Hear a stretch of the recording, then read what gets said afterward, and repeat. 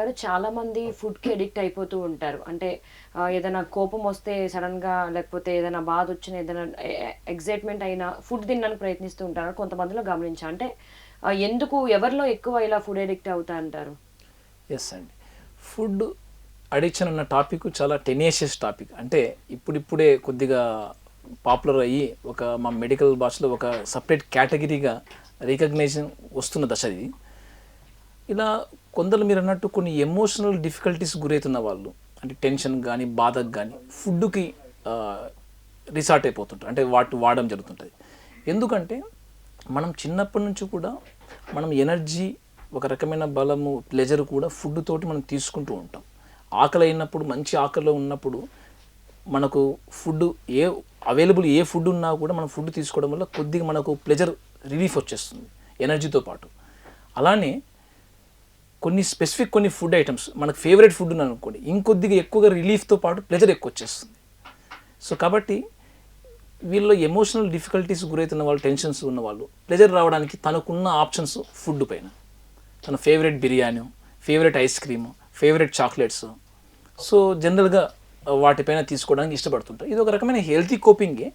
But select చేసుకున్న item ఎన్నిసార్లు ఎంత క్వాంటిటీ తీసుకుంటున్నాడు అది మనం డిసైడ్ చేస్తుంది మన కన్సీక్వెన్స్, అంటే మన యొక్క తర్వాత పర్యవసానాలు. ఇప్పుడు మనము ఐస్ క్రీమ్స్ ఎక్కువ తీసుకున్నాం అనుకోండి, ఫర్ ఎగ్జాంపుల్ యూత్ టైంలో ఎక్కువగా జంక్ ఫుడ్, ఐస్ క్రీమ్స్, ఈ చాక్లెట్స్ తీసుకోవడం వల్ల ఒబేసిటీ, అంటే క్యాలరీస్ అవసరమైన దానికన్నా ఎక్కువగా మనం తీసుకున్నట్టే. అది కూడా రిఫైన్డ్ షుగర్స్, అంటే దాంట్లో చాక్లెట్లో కానీ ఐస్ క్రీమ్స్లో కానీ ఉండే కార్బోహైడ్రేట్స్ రిఫైన్డ్గా ఉంటాయి. చాలా సుక్రోజ్ లాంటి రిఫైన్డ్ షుగర్స్ ఉంటాయి. ఇవి సడన్గా మన బాడీలో హైపర్ గ్లైసిమియా చేస్తుందండి. అంటే ఆ ఎక్కువ ఉన్న షుగర్ అంతా కూడా టర్న్ టు ఫ్యాట్ కావడానికి మెటబాలిజం షిఫ్ట్ అయిపోతుంది, అంటే లావ్ అయిపోవడం జరుగుతూ ఉంటుంది.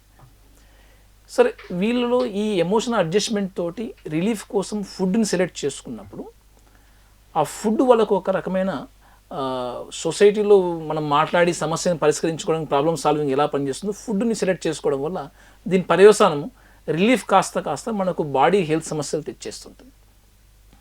అన్నెసరీ గ్లూకోజ్ ఎక్కువ కావడము, అన్నెసరీ ఫ్యాట్ ఎక్కువైపోవడము, పింపుల్స్ రావడం, ఎస్పెషల్లీ యంగ్ పీపుల్స్ అయితే అక్ని ఎక్కువగా ఫ్లేర్ అయిపోవడము, వేరే ఇన్ఫ్లమేటరీ కండిషన్స్ కూడా, అంటే స్కిన్ డెర్మటలాజికల్ కండిషన్స్ కానీ ఇవి కూడా మారిపోతుంది జరుగుతుంది.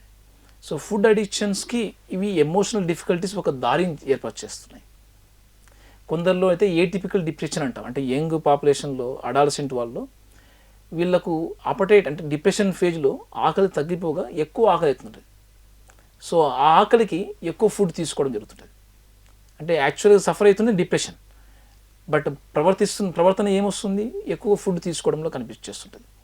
సో ఇటువంటి వాళ్ళు మనం గమనించేసి ఏ కారణం చేత వీళ్ళు ఫుడ్ని తీసుకుంటున్నారు, ఆ కారణాలు మనం ప్రాపర్గా అడ్రస్ చేయగలిగితే వీళ్ళు ఆపడం జరుగుతుంటుంది.